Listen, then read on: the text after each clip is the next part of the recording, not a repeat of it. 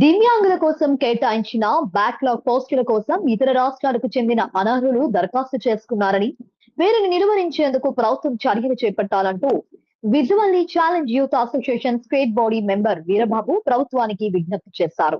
ఈ మేరకు విశాఖ జిల్లా కలెక్టరేట్ లో నిర్వహించిన ప్రజా సమస్యల పరిష్కార వేదికలో ఆయన ఫిర్యాదు చేశారు.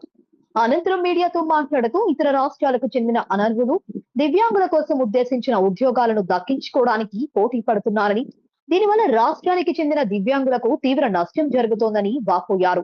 రాష్ట్ర కమిటీ పిలుపు మేరకు దీనిపై విశాఖ జిల్లా కలెక్టర్ కు ఫిర్యాదు చేసినట్లు వీరబాబు తెలిపారు. నా పేరు వీరబాబు. నేను visually challenge youth association state body member sir. ఇప్పుడు ఏంటంటే దివ్యాంగులకు సంబంధించిన బ్యాక్లాగ్ పోస్టుల్లో అక్రమంగా వారు అనర్హులైన వారు ఫేక్ సర్టిఫికేట్లతో పక్క స్టేట్ ఓపెన్ యూనివర్సిటీల ద్వారా సర్టిఫికేట్లు తెచ్చి ఈ స్టేట్లో బ్యాక్లాగ్ పోస్టులకి అప్లై చేసుకోవడం జరుగుతుంది. దానివల్ల అర్హులైన వారికి కూడా ఆ పోస్టులు అనేవి దక్కకుండా పోతున్నాయి అన్నమాట.